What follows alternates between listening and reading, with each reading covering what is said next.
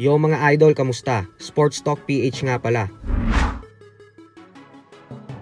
Ang update kay Casimero, pag-usapan natin yan mga idol. Ngunit bago ang lahat ay huwag kakalimutang mag-subscribe at i-click ang notification bell button for more sports talk. So madaming fans nga po ang nagulat matapos mag-post ng ating pambato na si former 3 Division World Champion Angas ng Pinas, General Casimero, sa kanyang official Facebook page na Cuadro Alas It's My Boy na titigil na umano siya sa pagboboxing. Kaya naman napapaisip tuloy ang mga fans ngayon na baka umano tuluyan na talagang magre-retiro si Casimero sa sports ng suntukan. Bukod dyan ay sa magkaibang post ay nagbigay din ito ng mensahe sa mga Pilipinong boksingero kung saan sinabi nito na mga Pilipinong boxer kayo na ang bahala. Tandaan umano na wag dapat umasa sa swerte, kundi sa diskarte.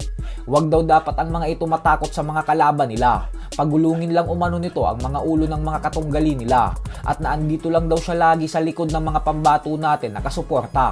Nagpapasalamat din ito sa mga tunay na sumusuporta sa kanya.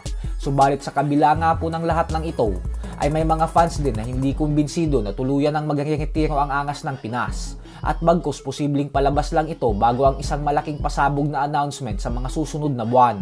Lalo pat kakatapos pa lamang nilang mag-usap ng former Ilocos Sur Governor Chavit Singson itong nakalipas na linggo lamang, kung saan mismong si Chavit ang nagsabi na tatawagan niya daw si Casimero. Sa kabilang banda naman mga idol ay naganap na nga po ang official weigh-in kaninang madaling araw lamang sa pagitan ng heavyweight legend Iron Mike Tyson at ng YouTuber boxer Jake Paul para sa kanilang mega showdown na nakatakdang ganapin bukas.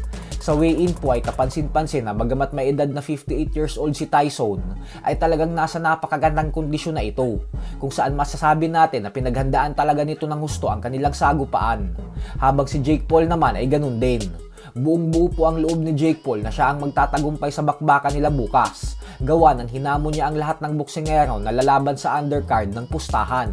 Patunay lang umano ito kung gaano kataas ang kumpiyansa niya na papatulugin niya si Tyson, at na ito na ang susunod sa mga legendary fighters na kanyang biktima.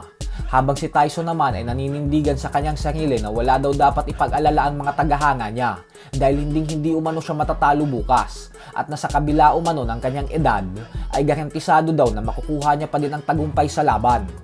Samantala, wag din po natin kakalimutan na nakatakda ding lumaban sa undercard ng Tyson vs Jake Paul bukas ang current WBC welterweight world champion Mario Barrios, kung saan dedepensahan nito ang kanyang titulo kontra sa world title challenger na si Abel Ramos.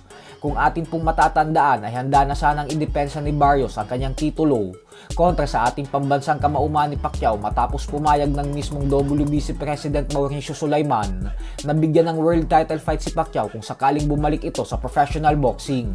Subalit mukhang hindi na nga po tutuloy si Pacman sa kanyang plano matapos ng hindi gaanong kagandahang performance na ipinakita niya sa kanyang naging exhibition fight kontra kay Rocky Anpo nitong nakalipas na buwan ng Hulyo lamang. Kaya naman dahil dyan ay tumungo na lamang sa ibang direksyon si Barrios. So hanggang dito na lang po muna tayo mga idol.